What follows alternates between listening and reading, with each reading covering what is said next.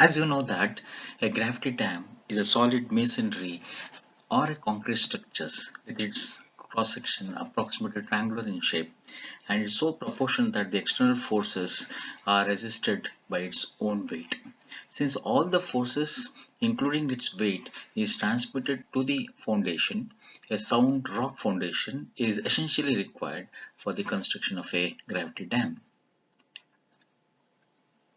So the various forces acting on a gravity dam are: most important is the water pressure, weight of the dam, uplift pressure, earthquake or seismic forces. We have silt pressure, wave pressure, ice pressure, and wind pressure. So let us go into detail for each of the forces that are acting on the gravity dam. So first, let me take the water pressure. As you know that the the water is stored, okay, on the upstream side of the dam, and also there will be a tailwater on the downstream side. So the water pressure is the force exerted by the water which is stored in the reservoir on the upstream face of the dam. So it can be calculated by law of hydrostatic, which states that in a static mass of a liquid, the pressure intensity varies linearly with the depth, and it acts normal to the surface. So for a dam with upstream face vertical, the water pressure is equal to the pressure or the total pressure which is acting on this plane AB. So the triangle 1, 2, 3 represents the pressure distribution diagram with pressure intensity equal to omega into H, where omega is specific weight of water and H is the depth, whereas the pressure intensity is equal to 0 at the water surface. So hence, as you know, the water pressure diagram, which is represented by 1, 2 and 3. So the area of this pressure diagram will give the total pressure that is acting on the upstream side, which is given by half base into height, that is half omega h into h, which gives us half omega h square, which will be acting at a distance of h by 3 from the base. That means the pressure P will be acting at the CG of the pressure diagram.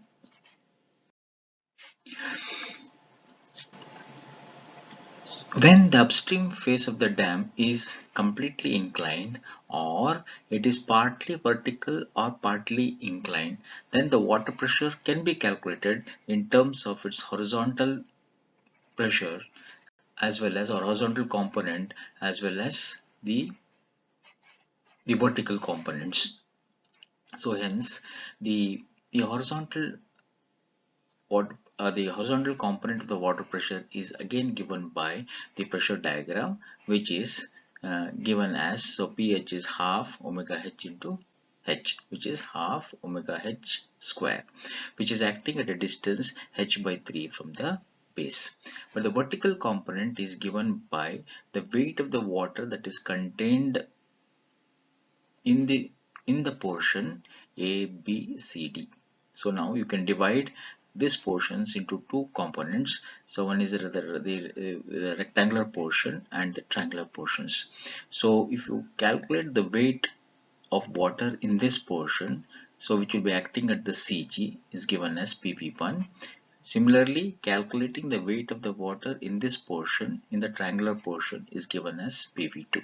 So each PV1 and PV2 will be acting at the CG of these portions. Similarly, the tailwater pressure is again given by, because it is inclined face, it is again given by the two components, that is the horizontal component pH dash is given by the pressure diagram, which will be, if H1 is the height of the tailwater, so it is half omega H1 into H1, which is acting at a distance H1 by 3. And the vertical component is given by the weight of the water contained in the portion EFG, which will be acting at the CG, so PV dash. So the same thing I have discussed here. So that is the horizontal component is given by half omega h square, which is acting at h by 3, and the vertical component Pv will be the weight of the water contained in this portion. So similarly, if there is a tailwater, so therefore the pressure diagram is given by this triangular diagram. Again, the area of this diagram will give you Ph dash, which will be acting at a distance h1 by 3. And similarly, Pb dash is the weight of the water that is contained in the portion EFG, which is acting at the Cg of the, will give you will give the volume of this portion, then multiply by the unit weight of concrete gives W2. So each of the forces W1, W2 will be acting at the CG of the diagram. So like this, if the upstream phase is partly vertical and partly inclined, so hence the components of the weight is given as W1, W2 and W3. So the third important force is the uplift pressure. So you know that the water generally seeps through the pores or cracks or seams which are present within the body of the dam, or maybe at the contact of the dam and the foundation, or maybe within the foundations. So the water penetrates through these pores or cracks or seams, okay, and then exerts an upward force on that plane. And this force, upward force exerted, is known as uplift pressure. So uplift pressure is nothing but the force exerted by the water which is penetrating through the pores, cracks or seams within the body of the dam, or maybe at the contact between the dam and its foundation, or within the foundation. Since it is acting vertically upwards at any horizontal section, hence causes the reduction in effective weight of the weight of that particular portion which is lying above that section. So hence the uplift pressure becomes very important, as the entire the forces are resisted by the weight. By any upward force like such as uplift pressure causes the reduction in effective weight of the dam. So how to calculate uplift pressures? So uplift pressures can be calculated by two important considerations, where so if you want to calculate uplift pressure on what is the area on which the uplift pressure acts is very important, and what should be the intensity of the uplift pressures at various points is to be discussed. So you know that the area on which the uplift pressures acts is known as the area factor. But the earlier investigators were taking area factor which ranging from 1/3 to 2/3 of the area as an effective area over which the uplift pressure is acting. For example, if the base width is B at the contact between the foundation and the dam, if the base width is B, so only the B into 1 is the area. But generally B into 1 area was not considered, and only 1/3 to 2/3 of the area was considered. But however, in this present practice which is followed in the design of dam is to take 100% of the area. So therefore the area that is at the contact between the base and the foundation is taken as the total base width into 1.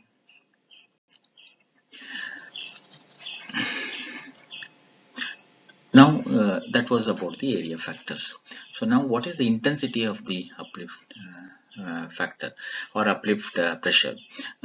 So for the plane of contact between the dam and the foundation, the intensity of the uplift pressure at the upstream phase is taken equal to the hydrostatic pressure corresponding to the full reservoir level.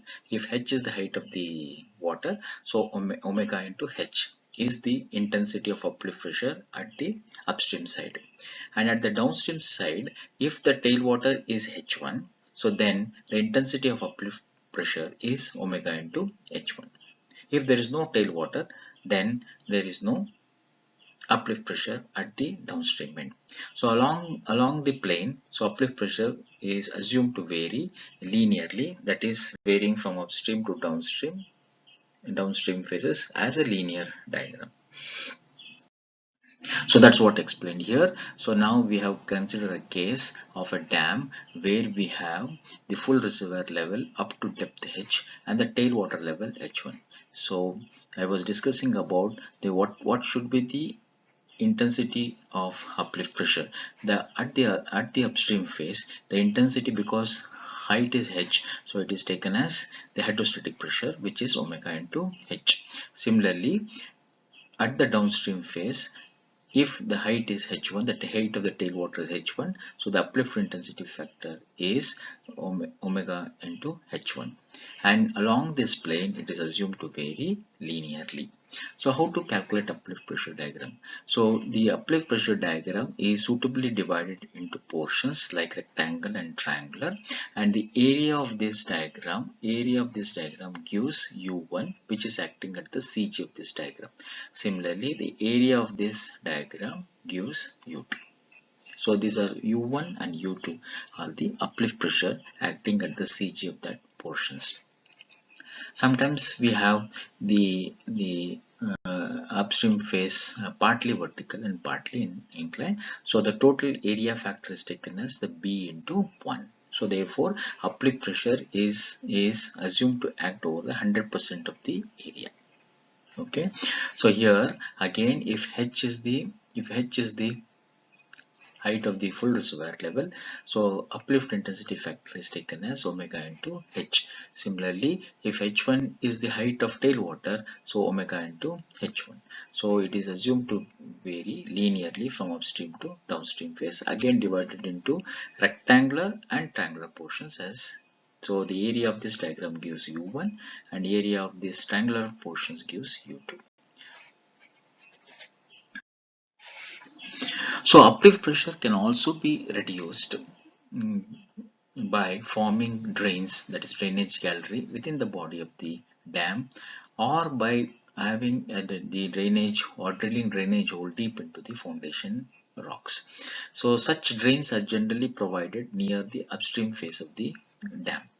So it is seen that at the line of the drains, the uplift pressure is assumed equal to, which is intensity of the intensity equal to the tailwater pressure, that is omega h1, plus 1/3 of the difference between the hydrostatic pressure corresponding to reservoir water level as well as the tailwater levels. That is the intensity at the drainage gallery at the line of drainage gallery is taken as the tailwater pressure, that is omega h1, plus 1/3 of the difference, which is omega h minus omega h1. So if there is no tailwater, then omega h1 will be 0. So this is 0. So this also will be 0. It will be simply 1/3 of omega h. So that is what. So now you know that a lot of water just seeps into the body of the dam, and so here the weep holes will be left so that it comes and collects into the drainage gallery, and the drainage this seeping water is taken out of the dam. So now the earlier case, we have the uplift pressure diagram something like this here without drainage gallery. Now with the presence of the drainage gallery, so this much portions of the uplift pressure is taken out.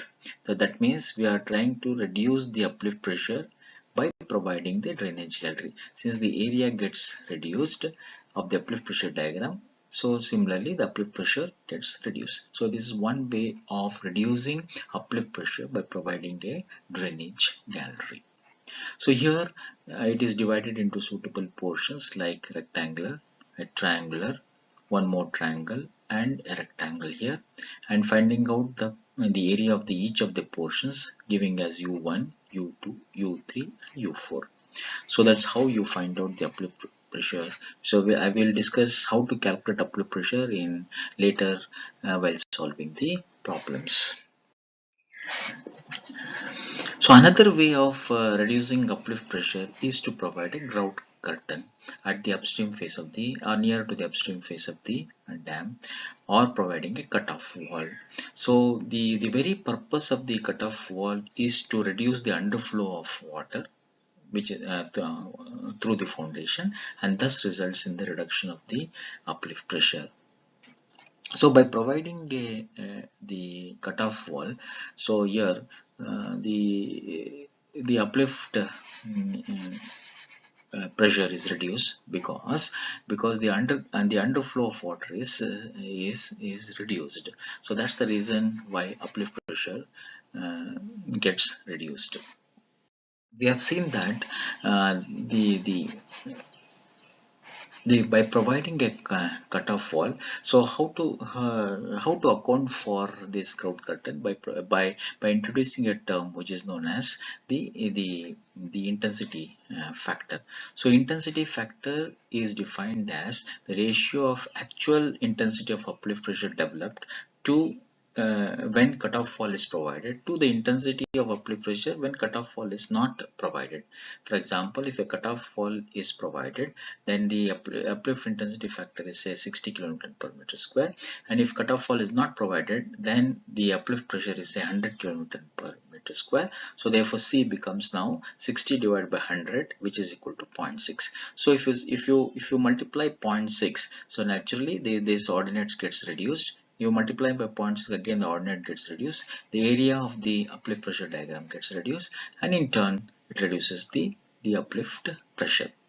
So therefore the ways to reduce uplift pressure is to provide drainage gallery and to provide a drainage hole deep into the foundation rock, or by providing a grout curtain or a cutoff wall. The fourth important force is the earthquake or the seismic forces. So this is very important in the case of the seismic zones, or when the dam is located in the seismic zone or the earthquake zone. So generally it is subjected to the earthquake or seismic forces when there is occurrence of earthquake in the region. You know that whenever there is an earthquake, it sets the earth's crust into a vibration due to the formation or a generation of series of waves like primary waves and secondary waves in the soil mass, and these waves impart certain momentary or instantaneous accelerations to the earth crust, and thus causes the movement in the direction where the wave is traveling. So since the dam is acting as one with the foundation, the earthquake acceleration is imparted to the foundation also gets transferred to the dam. So but it is very difficult to find out the direction of the earthquake wave. So that is the exact direction in which the acceleration would be imparted to the foundation of the dam, and the foundation and the dam is very difficult. So hence in the design of dam, it is usual to consider the acceleration or to resolve the acceleration into horizontal component as well as the vertical components. So now we have horizontal earthquake acceleration and effect of vertical earthquake accelerations. In the case of horizontal earthquake accelerations, there are two types of forces that are acting on the dam. So one is the inertia force and second is the hydrodynamic pressure.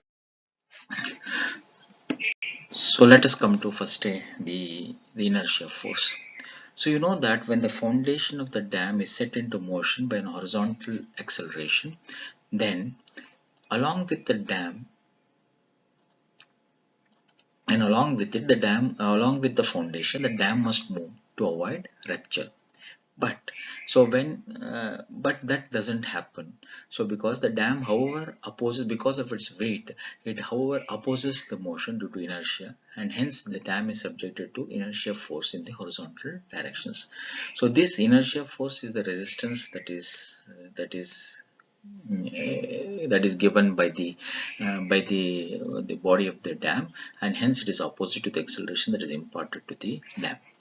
But the accelerations can be either from upstream to downstream or from downstream to upstream. So since the dam is designed for the worst combinations, we have to find out that accelerations which will give the worst combination of forces. For the reservoir full conditions, we know that the worst combination would be in the direction from upstream to downstream, so that acceleration is from downstream to upstream. So that's why, because this inertia force should be in the direction of like hydrostatic pressure diagram, where because you know that hydrostatic pressure in this direction. So if the inertia forces are in this direction, then it would cause the work, because it tries to cause an overturning moment, also cause the sliding force, and that's the reason why for reservoir full conditions we have the acceleration from downstream to upstream, so that the inertia force will act from upstream to downstream. But for the reservoir empty, the acceleration, the direction from upstream to downstream would produce the first combinations. You know that inertia force is mass into earthquake accelerations. So mass, okay, so mass multiplied by what is earthquake acceleration? It is the seismic coefficient into acceleration due to gravity. But what is mass? It is weight by acceleration due to gravity. So G and G cancels out. So it is nothing but alpha into, that is alpha horizontal seismic coefficient into the weight. So that's the reason that the dam is divided into number of suitable portions, and each of the weight of is calculated. For example, for this portion the weight is W1, so the inertia force will be acting at the CG of this portion in this direction, which is given as alpha h into W1. Similarly, the weight of this triangular portion is calculated, which is okay, and if weight is W2, then alpha h into W2 gives the inertia force. So it's likewise alpha h into W3. So also we have the weight of the water, which is PV1. So alpha h into PV1 is the inertia force. PV2 is the weight of this triangular portion, so alpha h into PV2. Similarly, the weight of the portion is PV dash, which is again alpha h into PV dash. So this is how the inertia forces are represented due to horizontal earthquake acceleration. So generally seismic coefficient, horizontal seismic coefficient is around 0.1. The second effect is known as the hydrodynamic pressure. You know that due to horizontal accelerations, the foundation, the dam are accelerated either towards the reservoir or away from it, depending upon the direction of the accelerations. And this movement of the dam is resisted by the water, just setting up hydrodynamic pressure or instantaneous hydrodynamic pressure, which is exerted on the dam. So this hydrodynamic pressure is an instantaneous one, which is for a moment, where it is in addition to the hydrostatic pressure that is acting on the dam. So the direction of the hydrodynamic pressure is always opposite to the direction of the earthquake accelerations. So therefore the worst combination is the acceleration from downstream to upstream, so that the hydrodynamic pressure is from upstream to downstream. The hydrodynamic pressure is given by the variation is somewhat parabolic, so which is given as, so PE is the intensity of hydrodynamic pressure, which is given by C alpha h omega into h, where the total pressure is P. So the area of this diagram, so PE is the total pressure that is acting. The intensity of hydrodynamic pressure at any depth is given as, so that is C alpha h W into Y. So generally it is calculated at the base of the dam, so Y is equal to H, so therefore C alpha h omega into H, where P is the intensity of hydrodynamic pressures in Newton per meter square, alpha h is horizontal seismic coefficient, which is 0.1, omega is specific weight of water, which is 9810 Newton per meter cube, and h is total depth of reservoir in meters, where C is the dimensionless coefficients, which depends upon the shape of the dam and depth of the reservoir, which is given by this formula. So generally if Y is calculated at the base of the dam, so Y is equal to H, so H by H is 1, again H by H is 1, so 1 minus 2 minus 1 is again 1, so 1 plus 1 is 2, 2 and 2 cancels, it will be equal to C is equal to Cm. So Cm is nothing but the maximum value, which is given by 0.735 to theta by 90. If upstream phase is vertical, then theta is 90 degrees, so 90 by 90. So this theta is nothing but the angle made by the phase with respect to horizontal. So therefore if theta is 90 degrees, then upstream phase is vertical, so C value becomes 0.735. So therefore Cm value is equal to this here is 0.735, which is equal to C. So that can be taken here. So if upstream phase is vertical, but if upstream phase is inclined, so then we should calculate the suitable value of theta and calculate the value of Cm and substitute here. Okay. So knowing the intensity, the P, the total pressure is given by this formula, which is 0.726 P into H. and the moment at the base of the dam is again clockwise, which is given as 0.299 PE into h square. So as we have the effect of the horizontal earthquake acceleration, we also have the effect of vertical earthquake accelerations. So due to vertical acceleration, the dam as well as the water reservoir is accelerated vertically upwards or downwards, depending upon the acceleration being upward or downward directions. So here, if the acceleration is from up to down, then the inertia force will be in the upward directions. Since this upward direction causes a reduction in the effective weight of the dam, so hence it is the worst combinations. So knowing the weight of the dam of each of the portions like W1, W2 and W3, so the inertia force can be calculated as alpha V into W1, which is acting upwards at the CG. So similarly, alpha V into W2, alpha V into W3, like this. Likewise for water, you can calculate. So the next important the force is the silt pressure. So you know that practically all streams will carry silt, so which during the floods will be in enormous quantity. So when the dam is constructed across any stream, the silt that is carried gets deposited on the upstream face of the dam, which exerts pressure, which is known as silt pressure. So for determining the silt pressures, so we can use Rankine's formula, which is given by in this the pressure diagram. The area of this pressure diagram gives the silt pressure. So where the intensity of the pressure is given as Ka, gamma S or Ws into Hs. Gamma S or Ws into Hs. So the area of this diagram will be half. What is Ka? Ka is nothing but 1 minus sin phi by 1 plus sin phi. So here half base into height gives the silt pressure. Where since the silt is submerged in water, so therefore submerged specific weight of the silt is taken for calculation. H is the depth of the silt and phi is the angle of internal friction. So the next pressure is the wave pressures. You know that the wind is blowing. When the wind is blowing over the water surface in the reservoir, which exerts a drag on the surface, due to which the ripples or the waves are formed. The impact of these waves will produce a pressure on the upper portion of the dam. So the height of the wave pressure depends upon the height of the waves. So which again the height of the waves depends upon the fetch of the water and also the velocity of the wind. So fetch is nothing but the straight or the straight length of the water response, which is perpendicular to the dam axis in kilometers, and v is the velocity of wind in kilometers per hour. The height of the waves is given by this formula, which is taken from the wave theory. When it fetches less than 32 kilometers, then here, so then it is given by 0.0322 root of Fv plus 0.763 minus 0.271 f to the power of 1 by 4. When fetch is greater than 32 kilometers, is given by this formula.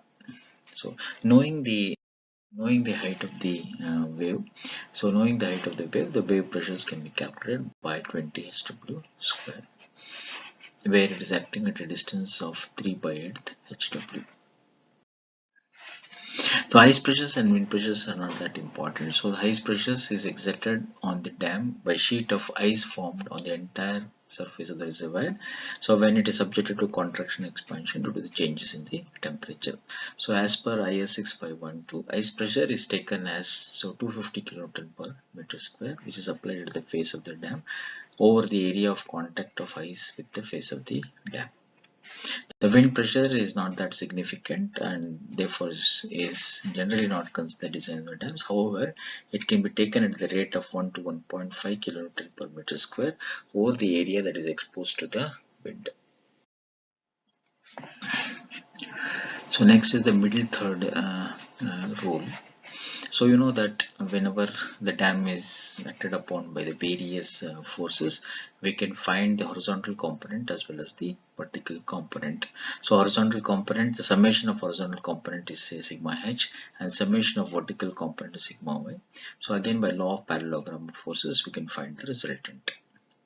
Okay, for any resultant there should be an equal and opposite reactions from the foundations, which is given as R.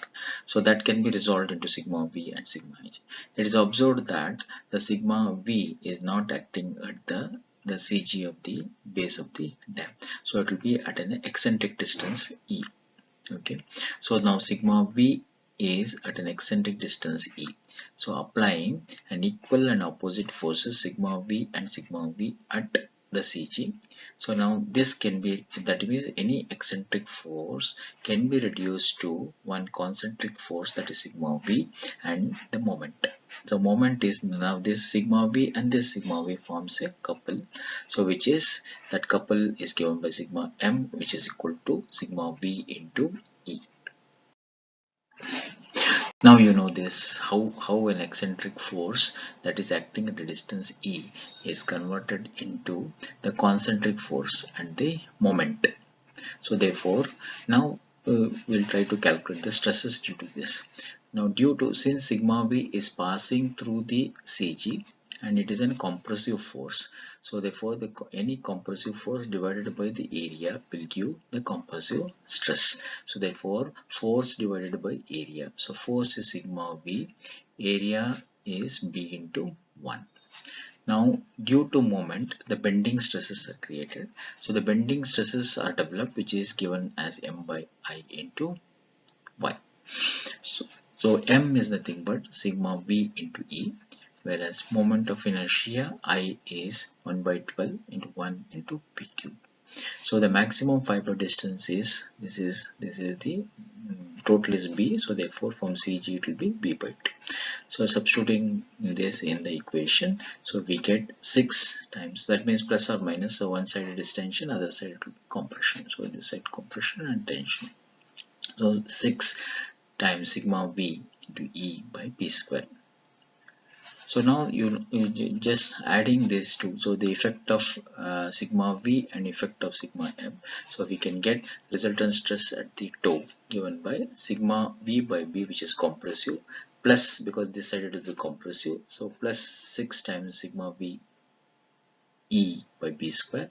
So that gives the formula sigma V by B into 1 plus 6E by B. So since it is compression here, so therefore this P toe is compressive.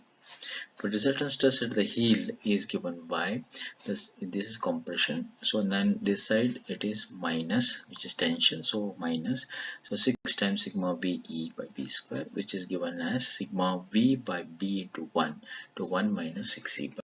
Same thing is written here. So now due to sigma V, it is a compressive force which is given by force divided by area, and due to moment it is the bending stresses. So one side it is compression, the other side it is tension, so which is given by this formula. So adding these two we get P2, okay, P2, then plus and minus we get the P heel. So hence the formula sigma V by B to 1 minus 6E by B, here is 1 plus 6E by B. Now to calculate the resultant stress, we know that this is always compression, so this side always compression because it is a plus diagram.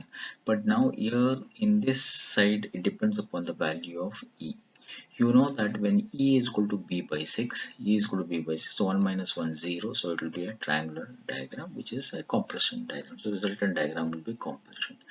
But if E is B by, say, if E is less than B by 6, for example B by 10, so B 6 by 10 is 0.6, so 1 minus 0.6 is a plus diagram. So therefore this side also is plus and this side also is plus, so therefore the resultant stress diagram is a plus diagram. But when E is greater than B by 6, for example B by 2, so if you take B by 2, the 6 by 2 is 3, so 1 minus 3 is minus, so it become a tension diagram. So that means that the variations of the resultant stress diagram will be something like this. So now you know that the concrete can't take tension, and that's why. And so if E is greater than B by 6, then there is a chance of tension anywhere in the base. But if E is less than B by 6, then there will be no tension anywhere in the base of the dam, and hence concrete is very good in taking up compressive forces, and that forms what is known as well-known middle third rule, states that for no tension at any point in the base of the dam, the resultant for all conditions of loading must cut the base within the inner middle third. So that means E should be always less than B by 6. If you divide this into 3 parts, so B by 3, B by 3, B by 3. So it's from the CG to this point, that is b by 6.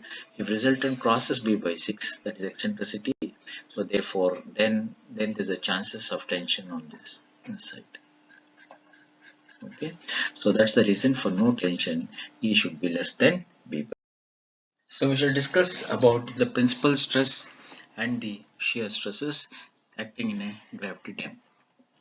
Here we consider a gravity dam with a full reservoir and the tailwater levels as shown in the figure. Here both the upstream phases of the dam as well as the downstream phases of the dam is subjected to water pressure.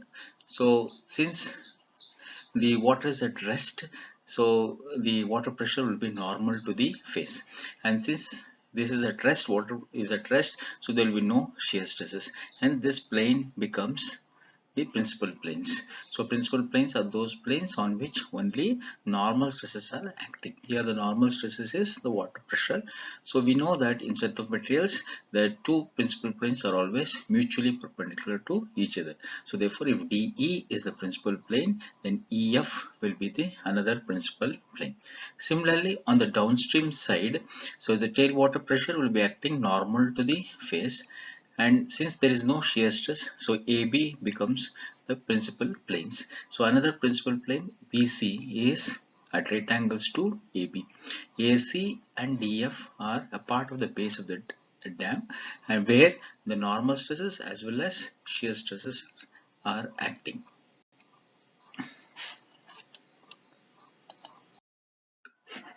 Now I consider a small triangular element ABC. Okay, at the toe of the dam, the blow up section of the element is given here. Now AB is the principal plane, BC is on another principal plane. So since AB is on the toe side, which is where the tailwater pressure is acting, so therefore the normal stress is P dash, which is the tailwater pressure, multiplying by the area gives the force. So P dash ds. So the angle made by the downstream phase is angle phi. Okay, with respect to vertical. If this is phi, so then this angle will be phi. So also, so since this is phi, so this 90 minus phi, 90, so this angle should be phi. If this by pair of perpendicular, this angle has to be phi. So this is the another principal plane, so where the normal stress is acting, so which we are required to find out. So the sigma 2 is the maximum principal stress that is acting at the toe side.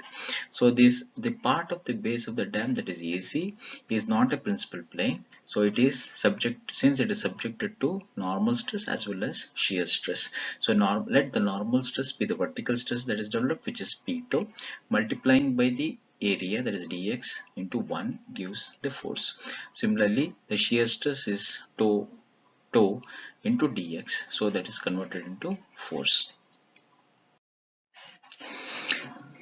Now for equilibrium, we are resolving all the forces vertically first and equating to 0. Why equate to 0? Because the element is in equilibrium.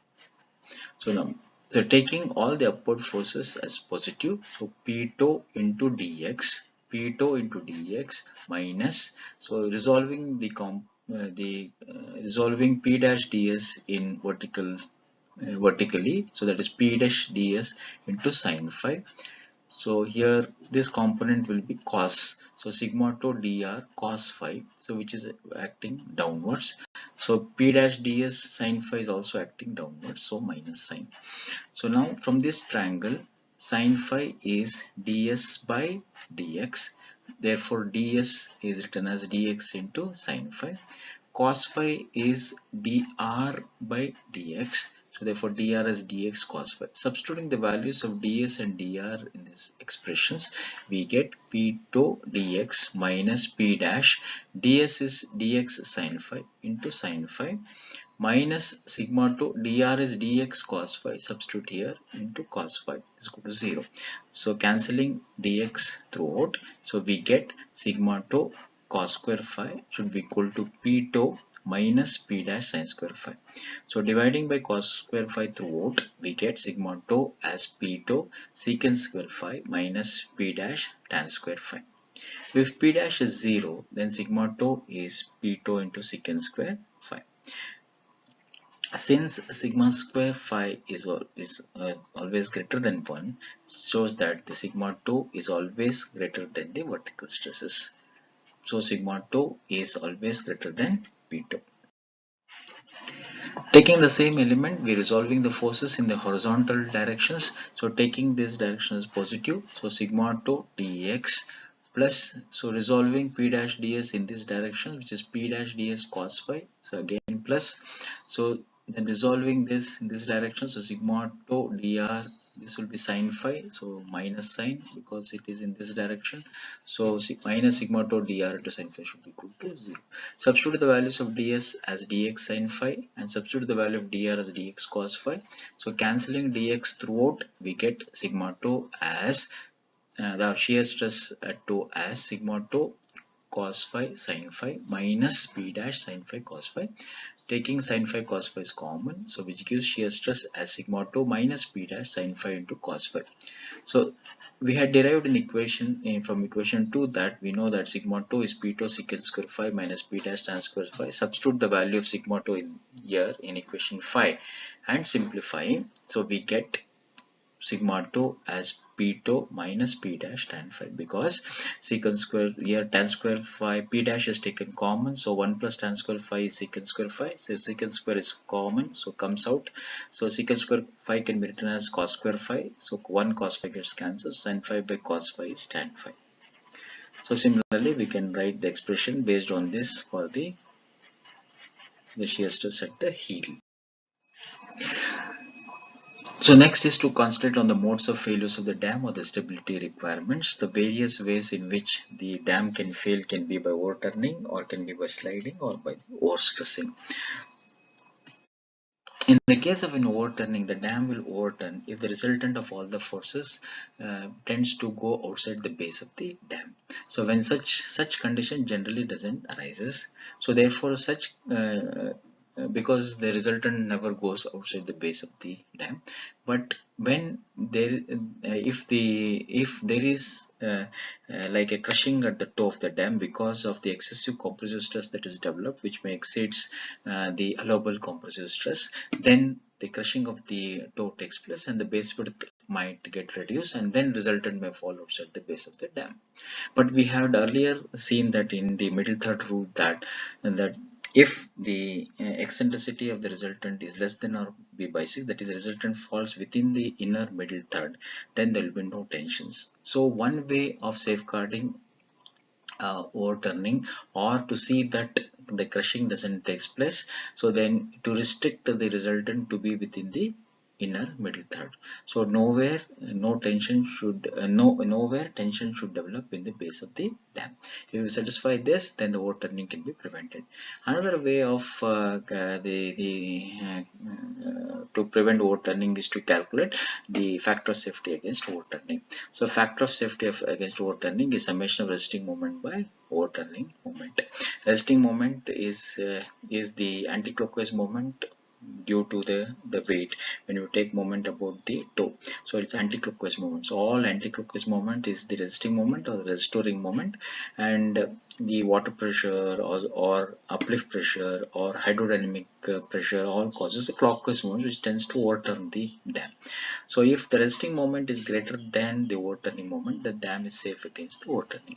So therefore, the one way of finding safety against overturning is to find the factor of safety, which is summation of resting moment by overturning moment. Generally, should be more than 1 point. So in the case of a sliding, all horizontal forces like water pressure, the inertia force tends to slide the dam at its base. So this moment is resisted by the sliding resistance, or generally sliding resistance is due to friction. So if the sliding is resisted by friction, then we calculate what is known as a factor of safety against sliding, which is summation of resisting force by sliding force. So generally resisting force has to be greater than the sliding force. So resisting force is nothing but the frictional force, which is given as mu times sigma v. So by the sliding force, which is sigma h, which is all the force that tends to slide the dam. So if it's greater than 1, then it is safe against sliding. Coefficient of friction is generally taken 0.6 to 0.8. Sometimes we calculate what is known as the shear friction factor, where when sliding is resisted by friction as well as the shear strength of the concrete. Then shear friction factor is given by resisting force by sliding force, which is mu times sigma v plus b into q, where q is known as the shear strength of the material, where the values are given for the rock as well as for the concrete. Okay, b is the base width of the. Also, we can prevent crushing or overstressing when we see that the maximum stress is developed, that is the principal stress is developed at the toe of the dam, should not exceed the allowable working stress of the concrete. So when that doesn't happen, so when it is less than allowable working stress, the dam will not fail by overstressing or the crushing doesn't take place. So coming to the fixing of the base width of the dam. Okay, we have what is known as the elementary profile of a gravity dam. So elementary profile of a gravity dam is generally a right angled triangle section having zero width at the top and the maximum base width where the water pressure is maximum. It's subject when the elementary profile is subjected to only weight of the dam, the water pressure and uplift. It is a triangular diagram which corresponds to similar to the shape of the hydrostatic pressure diagram. So now we have the water pressure diagram, which is a triangular distribution, which is given as omega into h at the bottom with 0 at the top, which is from the hydrostatic pressure diagram. So P is given by half omega h into h. The uplift pressure diagram, where you know that it is equal to the hydrostatic pressure at the upstream phase. There is no tailwater, so it is 0. So it is given as Cw into H. So uplift pressure is given by half base into Cw into H. The weight is nothing but the area of this diagram is half B into H into 1 into unit weight of dam material, which is specific gravity into unit weight of water, where phi is nothing but the angle made by the phase, the downstream phase with respect to vertical. This is 90 minus phi, so this angle is phi. So tan phi is nothing but B by H, which will be later taken in the derivation. Now we consider the elementary profile, all the forces are written.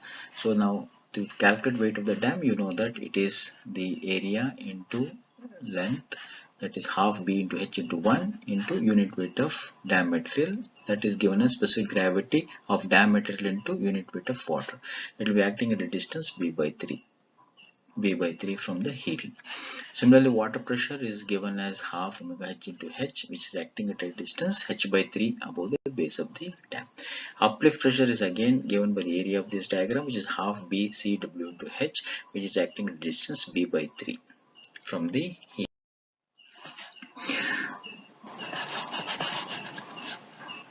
To calculate the base width for no tensions, we know that if P, W and U are acting on the elementary profile, then we can calculate the resultant. So resultant should not cross for reservoir full condition should not cross M2. If it crosses M2, then there will be tension at the heel. So the limiting position for the resultant is at M2.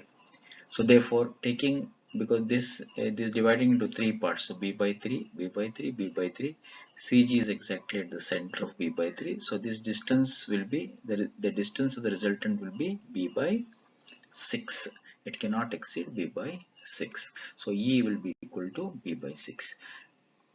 Now taking moments about M2. That is, by using Vergnan's theorem, that moment of resultant about M2 is equal to moment of the components about the same point. Since moment of resultant about M2 is equal to 0, so this is equal to 0. So now taking the components of resultant, that is P, W and U about M2. So now P is, this is weight, that is half B H S W. So W, the distance to M2 is B by 3 minus, here we have the pressure, so that is distance is H by 3, so therefore multiply by H by 3. So this is also minus half, that is uplift pressure, this is half CWH into B by 3 is equal to 0. So cancelling the common terms and simplifying, so B is H divided by root of S minus C. If C is equal to 1, then B is h into root of S minus 1. If C is equal to 0, then B is h by root S. So this is the general expressions that we have for a base width for no tension for an element profile. So base width for no sliding, so we have P which tends to slide the elementary profile, whereas sigma V is W minus U. So mu times W minus U will give the resisting force. So now for no sliding, the resisting force has to be greater than the sliding force. So therefore mu times sigma V has to be greater than P, which is half omega h square. Substitute the values of W and U in the expressions, and simplifying we get B as h divided by mu into S minus C. So if C is equal to 1, so then it is h divided by mu to S minus 1. If C is equal to 0, then it is h divided by mu to S. So the B is equal to h divided by mu into S minus C, the second equation that we get for the base width, that is for the no sliding condition. Now we have a base width for no tension, which is given by the expression 1, and base width for no sliding given by the expression 2. The base width to be adopted for the elementary profile has to be the greater of these 2, that is obtained from equations 1 or 2, which should be adopted for the elementary profile.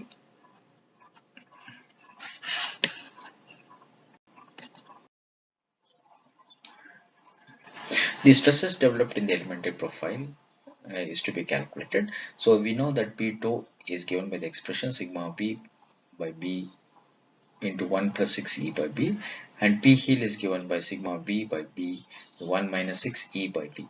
Since E is cannot be more than B by 6, limiting position is E is B by 6, substitute the values of B by 6, we get P2 as 2 times sigma B by B to 1. Substitute the values of sigma B. Sigma B is nothing but W minus U, so substitute. So that gives an expression P2 as omega h into S minus C. If you substitute E is equal to B by 6, then P heel will be equal to 0. So the maximum principal stress, as we derived in the earlier case, is P2 secant square phi minus P dash tan square phi. Since P dash, because there is no tailwater, P dash is 0. So sigma 2 is P2 secant square phi. So P2 value already derived as omega h into S minus C, but secant square phi is 1 plus tan square phi.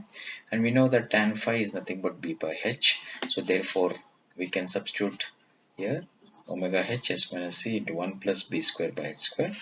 But from no tension condition, we know that B by h is 1 by root of S minus C.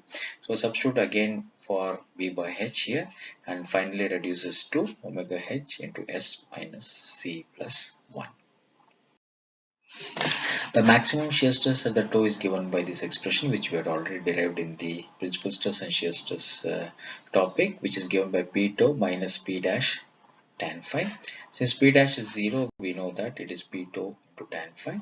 So, but tan phi is nothing but B by h. So, therefore, P2 is already derived, which is omega h into S minus C. So, B by h is again given by the expression, so 1 by root of S minus C. So, therefore, the shear stress of the toe is given by omega h into root of S minus. The limiting height of elementary profile, and that distinguishes between the high and low gravity dam. So we are already derived for a elementary profile that the stress at the toe is the principal stress at the toe is given by omega h into S minus C plus 1. So which shows that sigma 2 varies with only h, because all other terms are constant. In order to avoid failure of dam, this should not exceed the compressive stress. So therefore sigma 2 should be at the most equal to the compressive stress. So putting this omega h into S minus C plus 1 should be equal to sigma. So we can have an expression for h. So h is given by sigma divided by omega into S minus C plus 1. So now equation 2 gives the maximum height that can be provided for a dam. So having elementary profile without exceeding the allowable compressive stress for the dam material. So when you neglect C, so when you take out C is equal to 0, then we get something like because we are dividing by only S plus 1. By dividing by S plus, we are dividing by the higher quantity, so that that becomes the limiting height for this. So this is the maximum height of the dam. So this gives the limiting height of the dam by taking c is equal to 0. So this expression gives a distinction between a low and high gravity dams. So okay, so now, so if a dam is, say, low gravity dam, then its height should be less than or equal to the height that is calculated from equation 3. If the dam that you design is more than this particular height but less than this height, so then it is known as a high gravity dam. For example, if you have specific weight as 9810 Newton per meter cube and specific gravity of the dam material is 2.4 and allowable stress is 2943 Newton per meter square, the limiting height is given as 88 meters. Any dam that is designed for something around say 60 meters is a low gravity dam. Anything that you design above 88 meters, say maybe something like and 95 meters, will be the high gravity dam. So whatever the elementary profile of a gravity dam is only a theoretical profile which cannot be adopted in actual practice. So you have to make certain changes in the profile in order to cater the practical needs. So the practical considerations can be that is generally the freeboard that you have to provide and the top width. So freeboard is nothing but the difference in elevation at the top of the dam and the maximum reservoir level. It is generally provided to see that there is no water spilling over the top of the dam. Okay, then as per IS 6512, generally the freeboard should be 1.5 times the height of the wave. It should not be less than 0.9 meters. Generally 4 to 5% of the dam height is provided. Top width is given to see that you provide a required roadway and to resist the shock of the floating objects. The most economical top width is around 14% of the dam height. Generally, say 6 meters to 10 meters, or approximately taken equal to root of h, where h is the height of the maximum water level above the riverbed or the reservoir. So this is how we modify. This was the elementary profile. The base width was calculated based on the two conditions: base width for no tensions and base width for no sliding. So therefore, this is how it is written. Now we give a freeboard as per the given data. So and then they provide the top width. So then join it. So we get a practical profile. So when we do this, when by addition of these two provisions, now will cause result to shift towards the heel, particularly during the empty conditions. It may cross the inner middle third, causing tension at the toe. So that's the reason why, to push the resultant within the inner middle third, the upstream portion is added with some concrete as shown in the figure. So which is this distance is given as 2A root S, where A is the top width and here and this distance is 3A root S. The offset given is A by 60.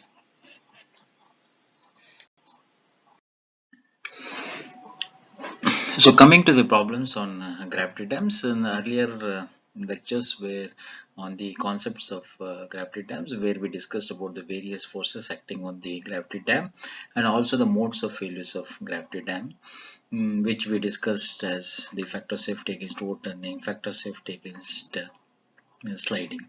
We also derived some equations for maximum vertical stresses at toe and heel, and also we derived the equations for maximum principal stress at toe and maximum shear stress at toe. So now this problem, the factor safety against overturning, factor safety against sliding, to calculate maximum vertical stresses at toe and heel, and also to calculate maximum principal stress at toe and maximum shear stress at toe. So given that the RL of the reservoir water surface is 160, whereas RL of the bottom of the dam is 100. So 60 minus 100, 160 minus 100 is 60 meters is the height of the reservoir level. The freeboard is given as 4 meters, so 60 plus 4 is the height of the dam, 64 meters, where the top width of the dam is 9 meters. So where we have the downstream face, the upstream face is vertical, whereas the downstream face will be vertical up to 150, that is 160 minus 150 is about 10 meters. From there onwards it slopes from 0.8 horizontal to 1 vertical. So this is the profile of the dam given, where the top width is 9 meters. So where we have this level is 160, this is 100. So therefore the height of the water is 60 meters, where the freeboard is 4 meters. It's also given that from the top it is vertical up to 150 RL, so therefore this height is 10 meters. So remaining so this is 150 and 100, so it gives 50 meters. So now this will be sloping at 0.8 horizontal to 1 vertical.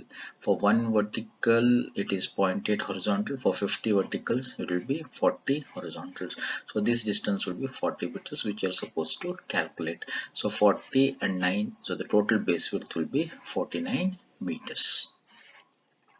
So now we can find out the various forces. So therefore the water pressure diagram is drawn. So according to law of hydrostatic, that is omega into height of the water surface. So there's 9.81 into 60, which gives 588.6 kilonewton per meter square. Whereas again the uplift pressure is omega into h, so it is 588.6 kilonewton per meter square is the ordinate here. Since there is no tailwater, so it will be 0. So the uplift pressure diagram is this, where you're able to, if area of this diagram will give you, and area of this diagram will give you P. Okay, so now for calculating the weight of the dam, it is divided into two suitable portions, like one rectangular portion and the vertical portions, so W1 and W2. Now to calculate the forces, we have, so W1, which is the weight of this portion, so which gives us 60 plus 4, that is 64 into 9 into 1. Okay, into 24 is the unit weight of, so volume is 9 into 64 into 1 into unit weight of concrete, so which gives us a vertical force which is acting at the CG, so which is 13824. So the distance, we are taking moments about the toe. So since this is an anti-clockwise moment, it's a resisting moment, is not an anti-clockwise moment. It is not a clockwise moment. So therefore W1 is 13824 into the distance 40 plus 4.5, so it is 44.5. So if you multiply 13824 by 44.5, we get a resisting moment. And similarly, this is a triangular diagram where W2 is calculated, half into 40 into 50 into 1 is the volume, into 24 gives the weight, which is 24,000. The distance to the toe is, the distance of W2 to toe is 2/3 of 40, which comes to 26.67. Multiplying this 24,000 with 26.67 gives resisting moment. Now we are able to calculate the uplift pressure, which is the area of this diagram, which is half 49 into 588.6 into 1. So which gives the vertical, which is upward force. Okay, so what is the lever arm? Lever arm is, the total base width is 49 meters, so distance to the toe becomes 2/3 of 49, which is 32.67. so since this is moment about the toe is a clockwise moment, so therefore is entered in a overturning moment. So 14420.7 into 32.67 gives the overturning moment. Similarly, the water pressure, which is given by half 588.6 into 60 into 1, gives the horizontal force 17658. So the distance to the toe is, distance to the base is 1/3 of 60, which is 20 meters. So multiplying again, it is in clockwise moment, which gives us 353160. Now you have to take calculate sigma b, which is given as this, that is W1 plus W2, because U is upward, so minus 14420, which gives sigma B. Simply add these two, we'll get sigma MR. Adding these two quantities, we'll get values, we get sigma M0, which is shown in, where sigma V is calculated, sigma H is calculated, sigma MR and the overturning. So we have the net moment about, because resisting moment is anti-clockwise, overturning moment is clockwise, so we get a net moment. So net moment divided by the force gives the distance of the resultant. Because we have taken moment about the toe, we get distance of resultant from the toe, which is 18.41. So what is when we have the distance of the resultant from the toe, we can calculate the eccentricity by b by 2 minus Z. So that gives 6.090. So but B by 6 is 8.167, so which is 49 divided by 6. So therefore E is less than B by 6. So when it is seen that when E is less than B by 6, there will be no tension anywhere in the dam. Now you can calculate factor of safety against overturning, which is given by sigma m r by sigma m naught, which is 1.52, which is greater than 1.5. Factor of safety against sliding can be calculated by mu times sigma v by sigma h, which is more greater than 1, hence it is safe. The vertical stresses at the toe is given by sigma v by b into 1 plus 6e by v. You knowing the values of E, B, sigma v, which is calculated previously. So then comes to about 833.79 kN per meter square. So even vertical stresses at the heel, so this is toe and this will be heel, some corrections should be made.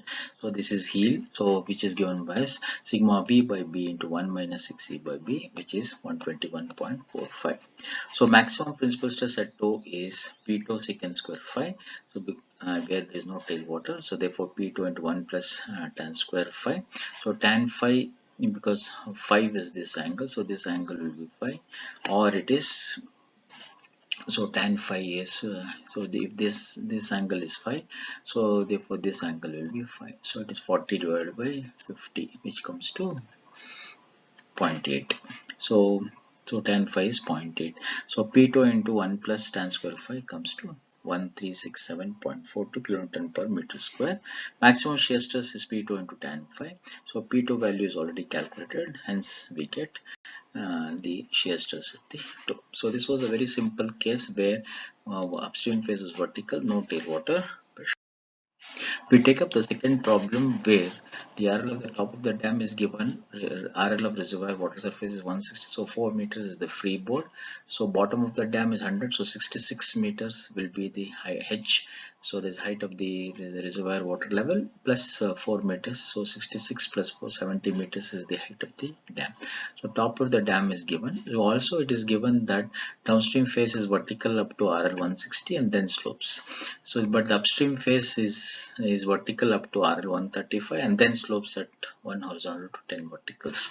So also given as a drainage gallery, which is a distance 7 meters from the hill. So that's the sketch that is shown. So we have top width of the dam as 8 meters, freeboard is 4 meters, and the height reservoir level is 66 meters, so total height is 70 meters. So we also have this height as 60 meters, so they will be sloping as 0.8 is to 1, so 0.8 into 60 is 48 meters. So this is 48 plus 8 meters is given, so this sloping is okay 1 is to 10, so therefore this distance is 35 meters, which is given in the problem. So 35 divided by 10 gives 3.5, so the total base width is 59.5. Now we can divide the dam into various portions like W1, W2 and W3, where weight can be calculated. Also it is a drainage gallery is given at distance 7 meters. Okay, this drainage gallery is at distance 7 meters. Now we are able to calculate the water pressure, which is okay omega into H, that is 9.81 into 66, which is 647.46, which is again here. So there is no tailwater, so 0.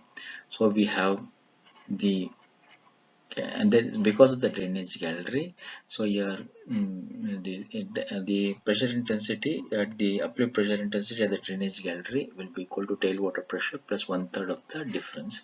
Since tailwater is 0, so it will be 1/3 of 647.46, which is 215.82. So out of 647.46, we deduct 215.82, we'll get what is this ordinate, which is 431.64 kilonewton per meter square. So now dividing into 3 portions, we get the area of this diagram gives U1, area of this rectangular portion gives U2, and the area of this triangular portion gives U3. The resting moment is addition of all this is the resting moment, and addition of all this is the overturning moment. So addition of all anti-clockwise moments is sigma mr, addition of all clockwise moment is sigma m naught. So now you know resting moment, we know overturning moment, hence net moment can be calculated. Okay, so distance of resultant, because you have taken moment about the toe, so we get distance of resultant from the toe, which is sigma m by sigma v, which is 27 meters. So eccentricity can be calculated by the formula b by 2 minus z, which is 2.75. V by 6 is, which is the total base width, divided by 6. So hence E is less than b by 6. So therefore it is safe if, and there will be no tension anywhere in the base of the dam. So factor of safety against overturning is sigma m by sigma m naught, which is 2.37, which is greater than 1.5. And also factor of safety against sliding, so mu is 0.8, so mu times sigma v by sigma h is 1.5, which is greater than 1. So we can calculate vertical stresses at toe and vertical stresses, this is a mistake, so vertical stresses at heel. So therefore this is sigma v by b into 1 plus 6c by b. P heel is, this is not P2, P heel is sigma B by B, 1 minus 6C by B. So again given by the formula, the eccentricity is calculated here, eccentricity is calculated here, and we know the total base width. So sigma B is known here, so substituting we get. So now the vertical stresses are calculated. So therefore using this vertical stresses P2 and this is P heel, so we can substitute in this equation. So because we want only maximum principal stress at toe, so P2 value is taken and multiply by secant square phi. Secant square phi is 1 plus tan square phi. So phi is this angle. If this is so this is 90 minus phi, so this angle will be phi. So it is 48 by 60, which comes to 0.8. So 1 plus tan square phi, substitute the value of phi, so we get the maximum principal stress at toe. Similarly, we get the maximum shear stress at toe, which is P2 into tan phi. So tan phi is known because here this angle is phi, this angle is phi, which is 0.8. So hence substituting the value of tan phi, multiply by P2. Okay, P2, this value is P2. So we get the shear stresses. So these two examples were used to calculate the no tension condition, that is E should be less than B by 6. The only aim of these two problems was to write the correct pressure diagrams and also to calculate the weight of each of the components, and also to calculate the factor safety against overturning and sliding, and to calculate principal stresses at toe and heel, and finally to calculate maximum principal stress and the maximum shear stresses. So this is all about the gravity dams and associated problems. However, we'll try to cover some more problems in my next video lectures, where we take even the tailwater pressure into account, and then try to calculate the various parameters of the gravity dams.